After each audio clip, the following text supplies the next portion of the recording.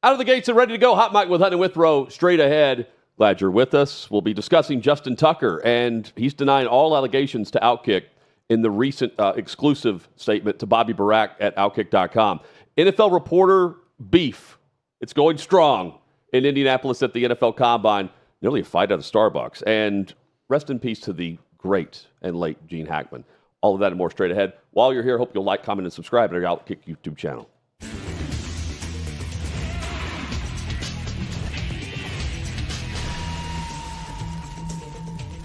Chad, it's the first time we've seen Justin Tucker and others speak on behalf of their side of things. Other than the statement that was released through his attorney, Justin Tucker hasn't talked until now to our Bobby Barack at OutKick.com with an exclusive.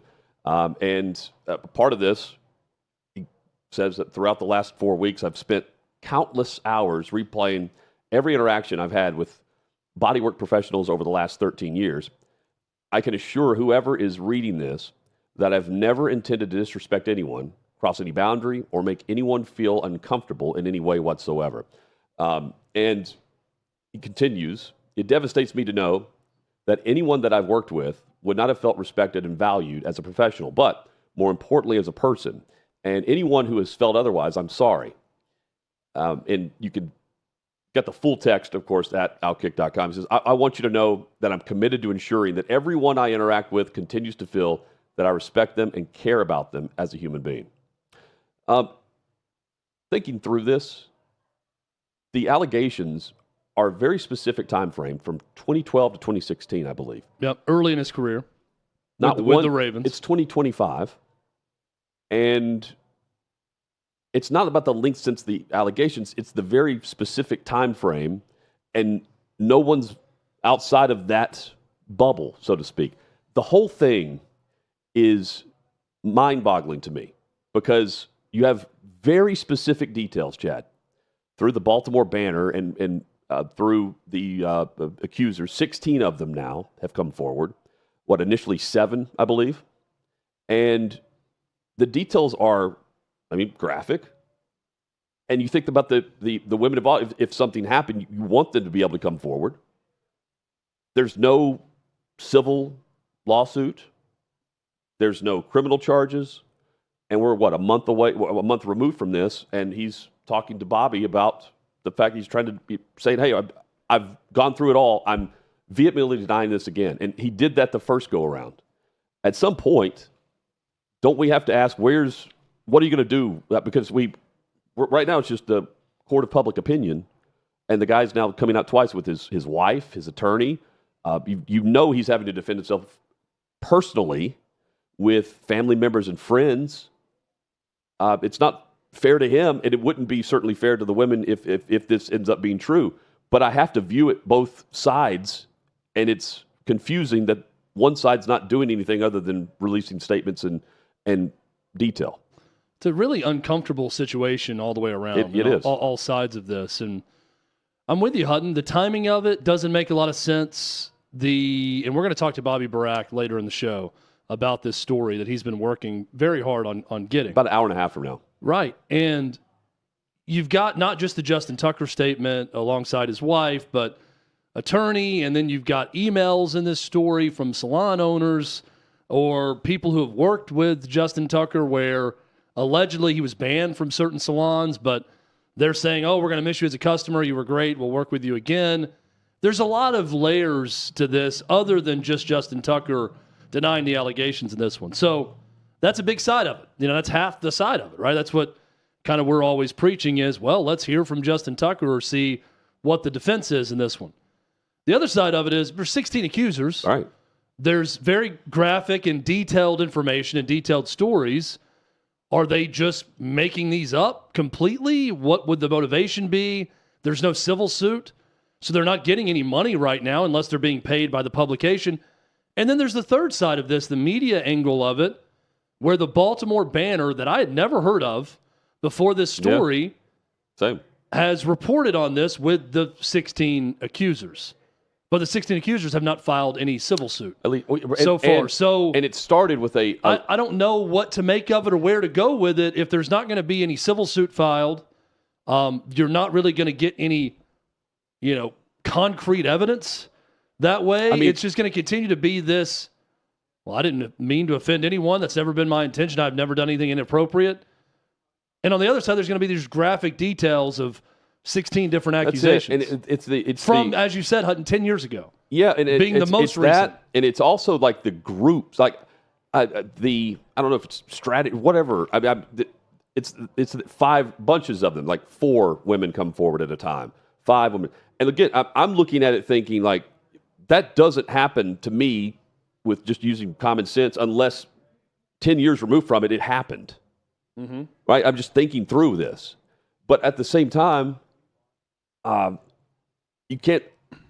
When this first came out, by and large, the reaction to it was not just surprising and shocking with the allegations. That's what happened. You think of Deshaun Watson, right? But I don't think of any player and think, oh, this could happen here. But Justin Tucker I think by and large, the media reaction, the fan reaction was, Justin Tucker did this? Like in 2012? Like, I just don't understand the timeline and the groups of women that are coming forward at a time.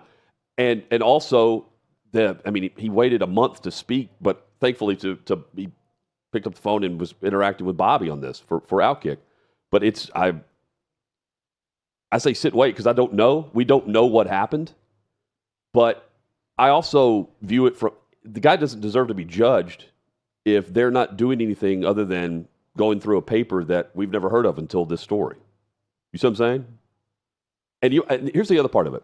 You better believe that other outlets are trying to dig up information on this from multiple angles. So I haven't seen anything other than what's being put forth by attorneys. It's a difficult one to know fully what's going on and what motivations are. Either side, it's awful. And I'm with you.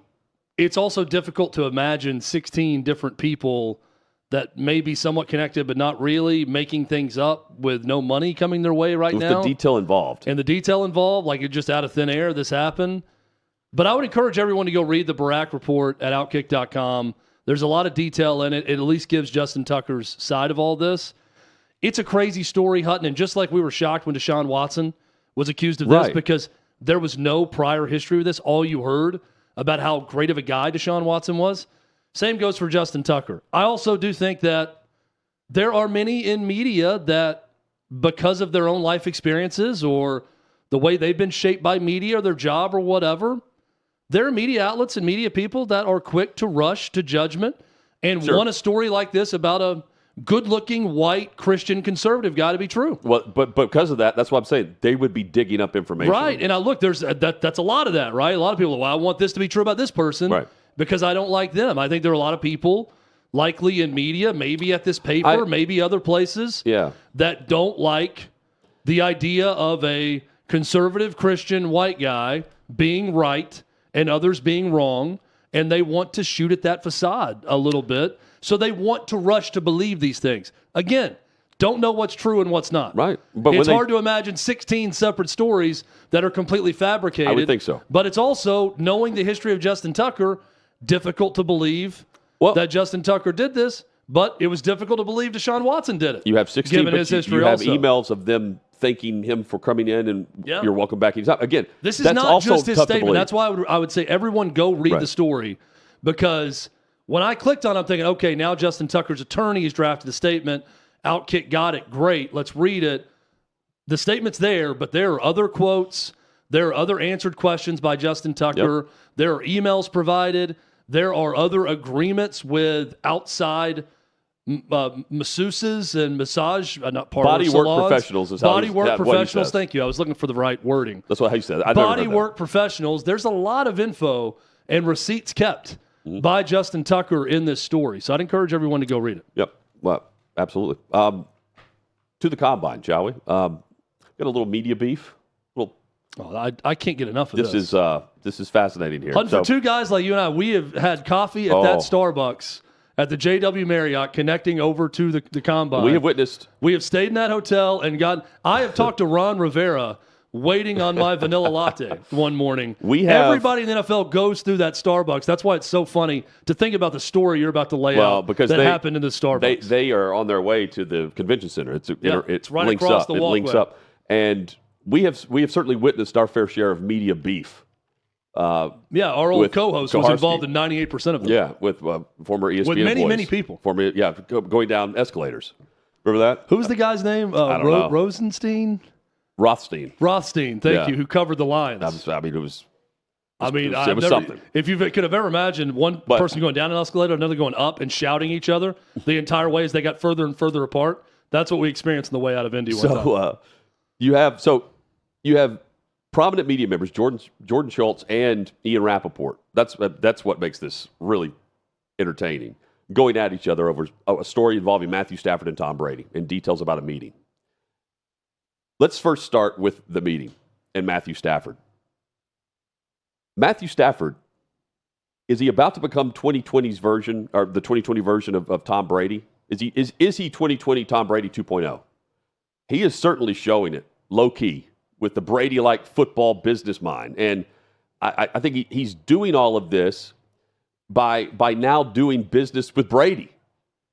Brady and Stafford, according to Jordan Schultz, met at Brady's home in Montana over the weekend. An NFL owner met with a player from another team at his home in Montana over the weekend. So you have Jordan Schultz who's chiming in on this and saying with the report that this happened. Then you have Ian Rappaport provide a twist in the details and say that no, this reads almost as damage control, protecting the Raiders from a tampering violation, that no, the meeting unplanned was not extensive or in-depth and did not include Brady, quote-unquote, hosting or, quote-unquote, recruiting Stafford, despite reports saying otherwise. And that happened at a resort in Montana. That's going right at Jordan Schultz's report. He says that they're at a ski resort. They met at the Yellowstone. I would think Brady's home could look like a ski resort, quite frankly, but I digress. I'm guessing his home is sort of a part of it's ski resort adjacent, if I had to guess. It's either part of a ski community or it's right there next to the ski resort. He owns it. I think Brady walks to the ski resort bar and grill to have dinner most nights when he's at his house. Yeah. Let's say that. Not technically in the ski resort, but dude can cross-country ski a half a mile down to the bar and grill at the ski resort. Let's be honest, he goes and takes whatever he wants. This is how I envision my Tom Brady Montana homes to look. Yeah. And where they're located. So they're at a ski resort, not Brady's home, whatever you want to believe here. It sounds like Stafford played the same hand that won the pot a few years ago in Cabo when he and McVay randomly were in a hot tub together in Paradise in Cabo. They just shared a hot tub. And a pina colada. Two straws. Yeah, it just happened to run into each other in Cabo. And Brady, he's a pro at this. Just ask Stephen Ross and Brian Flores when they hosted Brady on the yacht in 2020. He didn't have to go to the yacht to do that. He did. Good for him. He was the unnamed player in that accusation from Flores. But he ends up not in Miami. He then went and won a Super Bowl in Tampa Bay. And I think this is the setup, Chad.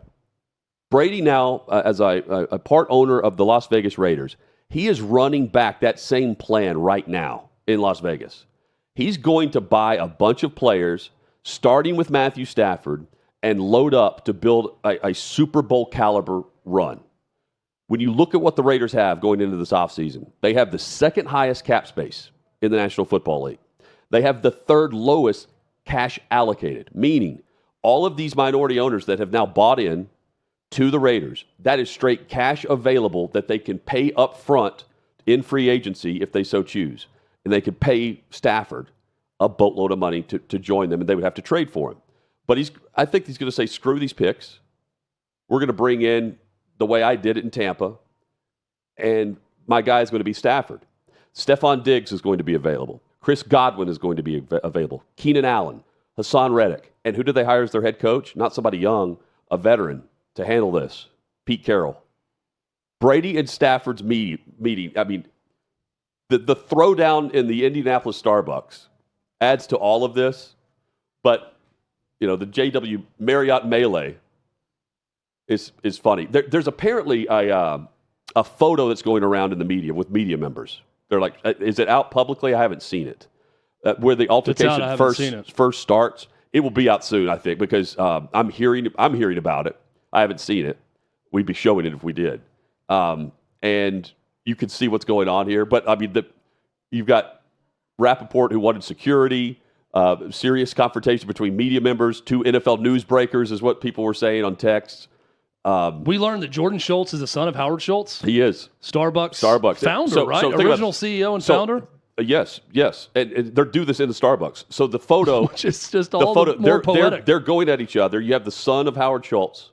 And Jordan, who's a very good NFL reporter. He's great. So is Ian Rappaport. But over the shoulder... By the way, credit to Jordan Schultz. In the background is a Starbucks logo. Yeah, amazing. But credit to Jordan Schultz, much like Arthur Smith, would have had no idea his background. Yeah, Arthur Smith. I just assumed he's a hard-working dude who made his way up to the ranks, which he did, and became a good reporter. But, I mean, Hutton, we've had him in studio before here in Nashville. I never knew that he was the son of coffee royalty. I did not either until last now. night. Just like Arthur Smith is the son of Fred Smith, founder of FedEx. Yep. You never would have known that, knowing Art and his time coaching across the NFL.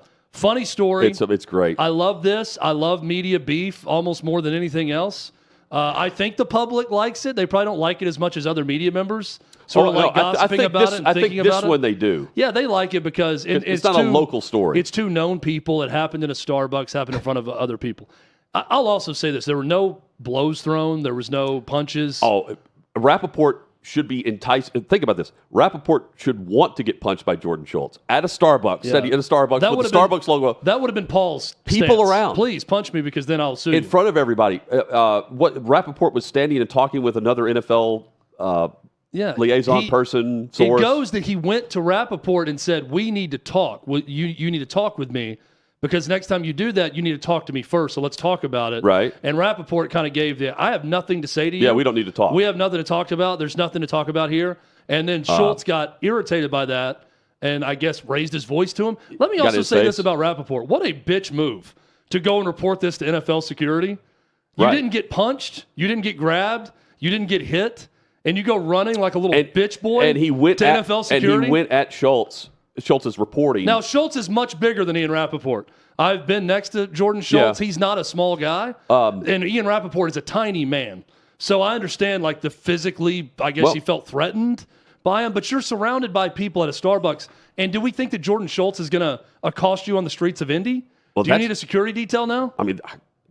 I think Schultz would go at him in the streets of Indy. He would at him in front of everybody at the media place. Who knew that Jordan rolled like that then?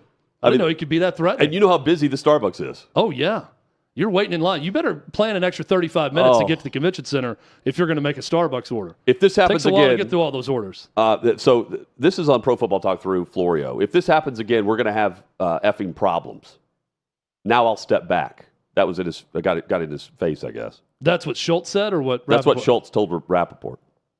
Rappaport declined to comment on the situation to Pro Football Talk. Schultz told Pro Football Talk via text message, "It really isn't anything too much. Ian Rappaport and I had a verbal confrontation.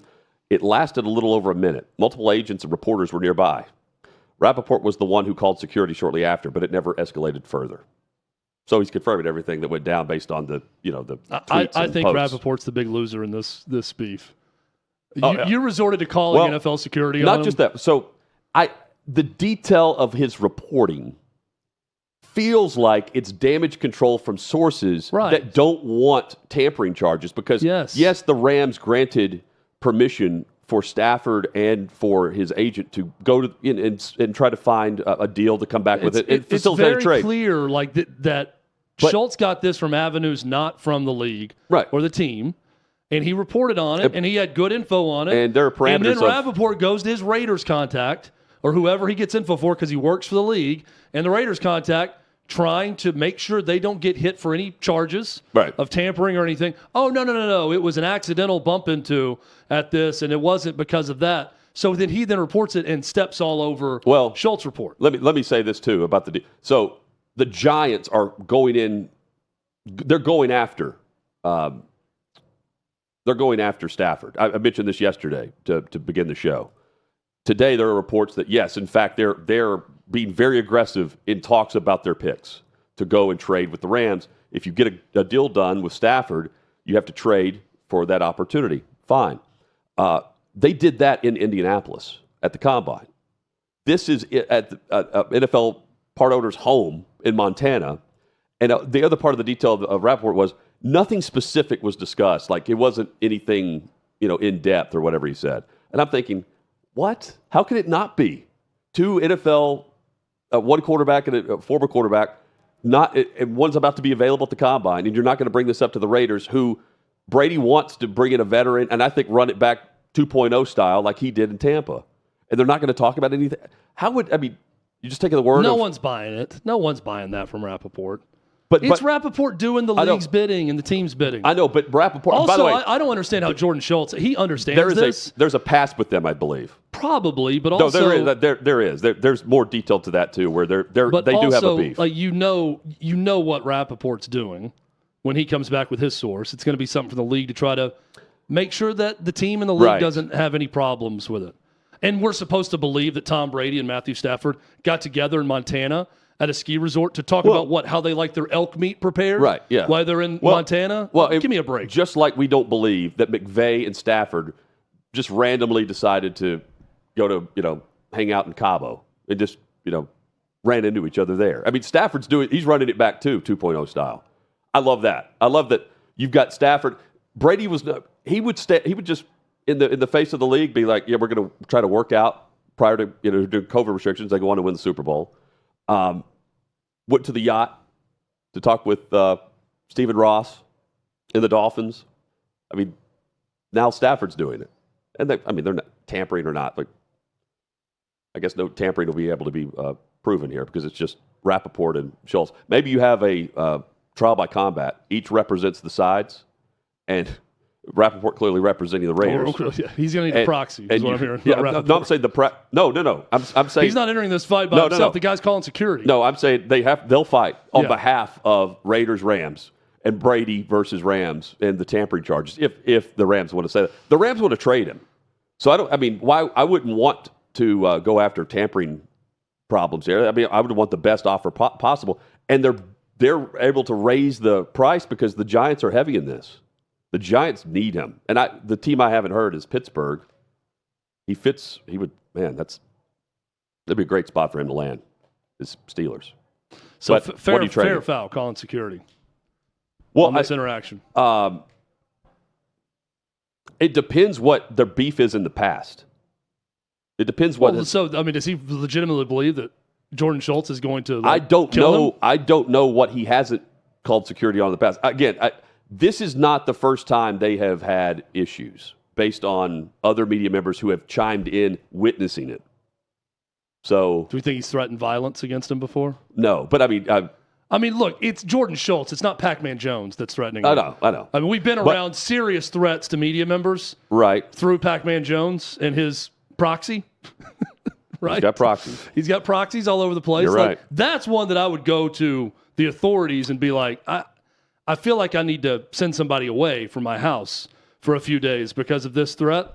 I don't think the son of the Starbucks founder that's now an NFL reporter is the guy you run to mommy and daddy at NFL security and tell them on. Yeah. I look down upon Ian Rappaport now from here on out. Well, but he clearly went at him on the report. There were multiple witnesses. I've read witness reports that said there was never, voices were raised, but there was never we're going to have to break them up. That's not what others are saying. You've got PFT commenter. Was Armando there? No, we're about to talk to Armando. I know he wrote about it. Armando, I couldn't tell if he was there or talked to there. people who were there. But you have PFT commenter is the one who got this going. I'm hearing that there was literally a serious big-time media confrontation at Starbucks between two NFL newsbreakers, and NFL security has been asked to step in. More to come, I'm sure.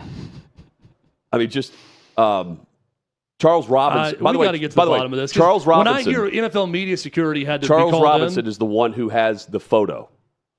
He says did he has the NFL photo. media security come down to break up the two of them yelling at each other, or were they called after the fact? I don't know if security was even there. The report. They were contacted after the fact. That's what. That's what Jordan Schultz confirmed. Is that he? I'm giving the W to Jordan Schultz. He's got the W.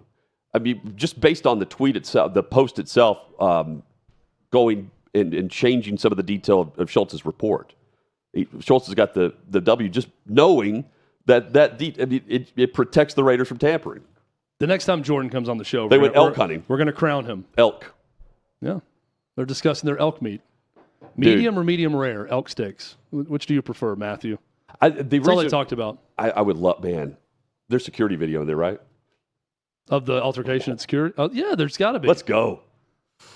What's that worth? I want like an in-depth eyewitness report from someone who was right there about how heated it got. We've witnessed plenty of shouting matches. Well, the fact that and I've seen some that's like, okay, now they're nose to nose, and that someone might throw a punch, and sometimes it happens. Yes. Most of the time it doesn't. Usually it's just two guys like kind of walking away from each other, yelling back and forth. That's at least our experience that we've seen most of the time. But other times it can get very, very confrontational, like nose to nose, or in this case, I guess chest to nose, with Jordan Schultz and Ian Rappaport. So maybe that's why he called the authorities, the NFL authorities. On Thursday, so today, NFL Network's Rich Eisen introduced Rappaport by hinting at the drama between himself and Schultz. Rappaport ran with the setup by trolling Schultz with a joke about how he's properly caffeinated thanks to some of his favorite brands like Dunkin' Donuts. Okay. Yeah, Schultz is going to go back at him again. Schultz is like, hey, he's going to see him out somewhere and say, I don't see NFL security around here. The drama here, like round 2, let's go. Are they? What we need is reports. If they passed each other today while trying to interview a coach or a player. I'm sure they've come around each other somewhere. They're all going to the same steakhouse and bars too at night. Headline from they're all going to be at the same places. You have that's where NFL security is going to be there. According to multiple witnesses, Jordan Schultz was in a heated exchange. I mean, anyway. The number of reports is also fast. That picture is going to make the rounds, and one media member will post it.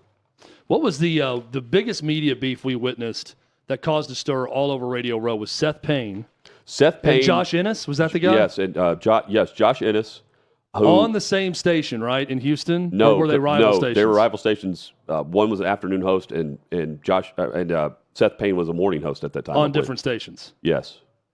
Yeah, that was the one where everyone stood up and thought something was happening because they were screaming at each other. It was Josh Ennis who had some, I don't know exactly what the detail was. That was in Minnesota, I want to say. No, it wasn't Minnesota because we were on Radio Row. Gosh, they all run and together. There's a picture of John McClain there. That was on Radio Row. We were in a... Oh, the video is John McClain sitting there just looking at his phone. Minnesota, we're in a food court. Yeah. But it was glorious. It was that is known as the that's the melee. one. That's the yeah. And it would happen live on air. Yeah. He's like, let's do this. Let's do this on air. It was pretty crazy. Good times. Now we get Rappaport and Jordan Schultz. Yeah. Jordan's handled this perfectly. Rappaport making a joke of it. Big L. And he's taking the L, no doubt. Called mommy and daddy. Come break this fight for me. And then goes on the NFL Network to add to it. The big scary rider's intimidating me. Who would you take in Adam Schefter? Schultz is taking him down. I'm just picturing Jordan Schultz being Happy Gilmore, and Rappaport is like Shooter McGavin, and Shooter McGavin's like, "We can go whenever you want." And then Schultz is like breaks a beer bottle and threatens to stab him, and he's like, "Let's go right here." Then he's like, "I'm in on the golf course." Schultz immediately takes it, and he's like, "I got a shank Let's right go. now on my I'm ready hip." to go. He carries a knife with him like Crocodile Dundee. It's made out of a toothbrush. That's not a knife. Prison style. This is a knife. And displays it to him at the Starbucks. Oh. There's no world that without the cops being called, that Jordan Schultz said or did anything without touching Ian Rappaport that would make him go to NFL security. NFL security would be someone there wanting to see your credential. Right, but I'm saying like he called NFL security and said, hey, I got a problem with this guy. No, he just walked. He walked 3 steps around the corner probably. That's it. He's. I mean, he just walked it. Again, I'm out. I'm out. I want to see what went down. That security video, Chad, and that picture with the Starbucks logo and the sun going at Ian Rappaport. Glorious. Is Howard Schultz still alive? I don't know. His dad? Still alive? Yes. Still kicking. Good. Still alive. I was going to say, what would his father think of this? How he has shamed him. He's only 71 years old. Good for Howard. probably loves it. Yeah. Great. I mean, that's right, son. That's how I taught great you. photo opportunity too. It was perfect timing. You know, You didn't make a commercial out of this. Ian Rappaport can join the Dunk Kings and Matt Damon and crew. It's not Matt. He was out of this one. And then Jordan Schultz can do a Starbucks ad. Perfect branding. Chad, you mentioned some movies there with the Shanks. Rest in peace, Gene Hackman, the legend. Absolute legend. Gene Hackman. Huge part of my childhood. When I think of Gene Hackman, I think of my dad. We're talking about guys up there in age a little bit. My father's 80 years old. He's 15 years younger than Gene Hackman, and it's my dad's favorite actor all time. So I grew up watching movies like The French Connection and Hoosiers and Mississippi Burning, and then eventually loved his work in The Firm and countless other movies. Gene Hackman is truly a part of a dying breed. There's a lack of masculinity in the acting world in Hollywood right now. It's just true. And I'm not trying to take a pot shot at any one actor. There's plenty of great actors out there, plenty of great artists. There are plenty of great male actors who can play masculine roles and play them very well. But guys like Gene Hackman and Clint Eastwood, these guys personified for a generation of men what it meant to be a man. When I watched those guys on screen, that was my ideal image of manhood, of masculinity, of being a badass. Each passing year, we start to lose more and more living monuments. Gene Hackman was a living monument to masculinity, a living monument to what it meant to portray manhood on screen in his career. He was tough. He was funny. He was charismatic. He could be emotional. He was also a man's man. He's going to be missed. And it's a huge loss. He hasn't been acting since 2004. I know he's been in bad health. RIP to his wife and dog. Also, I know there's going to be details about all of that, what exactly happened. No foul play suspected. But man, oh man, when I think Gene Hackman, Hutton, I think masculinity on screen, a guy who could play any part. Gene Hackman was one of those dudes that he just sort of represented America. You never thought like he's Southern, he's Midwestern, he's West Coast, he's East Coast. I just thought of him, he could do anything, right? He wasn't of one specific region. He was just masculinity personified on screen and could have been from anywhere. He was able to blend in with any cast or role. Yeah, and comedic, dramatic, action. Like, he was very funny. He's a guy you were drawn to, even if he had bit parts in a movie. Yeah, that's good, yeah. My essential list for those who want to honor Gene Hackman. Yes. And I'll run through them quickly. I'll go chronologically. You got time. If you want to get the essential Gene Hackman experience of starting out with the first movie that made him a superstar, go watch The French Connection from 1971. William Friedkin film, won Best Film. He won Best Actor for that role. You'd love it, Hutton. It's a story about a French heroin smuggler who's trying to smuggle $32 million worth of heroin in a car on a ship from France to the United States in New York City. And Gene Hackman plays a New York City drug cop. And great action thriller, 1971, The French Connection. Number 2, can't go wrong with Hoosiers. We'll talk more about this. Arguably, and I'll argue, the greatest and purest sports movie of all time, 1986 with Gene Hackman. Number 3, one of my dad's one of his favorite movies because he was actually a part of this story historically. Mississippi Burning from 1988, about the search for the Freedom Riders in the state of Mississippi. A big civil rights moment and movie. Gene Hackman, Willem Dafoe. Gene Hackman was nominated for Best Supporting Actor in Mississippi Burning. My father was one of the members of the Navy that actually searched the swamps and fields around Meridian, Mississippi for those bodies. So that movie holds a special place in his heart. Number 4, Unforgiven, 1992. One of the best Westerns of all time. Clint Eastwood was nominated for Best Actor. He won for Best Director. The movie won for Best Picture. Clint Eastwood did not win Best Actor that year. Al Pacino for Scent of a Woman won in 1992. Gene Hackman, he won for Best Supporting Actor in Unforgiven, a great Western from 1992. The Firm, 1993. Yes. Opposite my guy, Mitch McDeere, played by Tom Cruise. As Avery, I guess Tom Cruise was kind of his protege in the movie, and he was the older lawyer that showed him the ropes of this law firm. Cannot beat the charisma of Gene Hackman. Late era Gene Hackman, 1990s Gene Hackman was the one I'm most familiar with. Awesome and everything. I'd throw an extra credit one in, Crimson Tide, with him and Denzel Washington. Also a really good movie. And finally, Enemy of the State, 1995. This was the first movie where I watched Will Smith and I said, this guy's going to be really good. I didn't think it on Fresh Prince of Bel-Air. I like that show. But I never thought, oh, this guy's going to be an action star. He's going to be a good actor. And I watched him hold his own with Gene Hackman. And I thought, this guy's got a huge career ahead of him in 1995. And that is one of the more underrated action, suspense, thriller movies. And the 90s produced a lot of them. That's one of the more underrated of that era. Chad, whenever you put this discussion point in earlier today, before the show, I just saw the list you had. I've only seen 3 of these. Okay. Then you know what you need to do with the other 2. Yes. Or other 3. Yep. Which ones have you not seen? Mississippi Burning? I have not seen Mississippi The French Connection, or Unforgiven. I've seen The Firm. Unforgiven, it took me a long time to watch it. It was probably in the last 10 years I actually sat down and watched it. I haven't seen it. You won't regret it. I've seen the rest. It's really, really good. So I've seen 4. The Firm is awesome. No, I've seen 3. Yeah, you're right. Oh, yeah, The Firm's awesome. I always think about what is Mud Island, that in Memphis that he's running through, that Tom Cruise is. He runs in every movie. But when he's running away from Ed Harris and his crew he's running through Mud Island in Memphis. Man. Great movie. Gene Hackman, there's not many more guys that you think about and say, boy, he was the glue guy in the movie. They're the manly. It's like Taylor Sheridan today. Taylor Sheridan, if Gene Hackman was acting, Gene Hackman would be the perfect muse for Taylor Sheridan in any role, in any movie, in any TV show.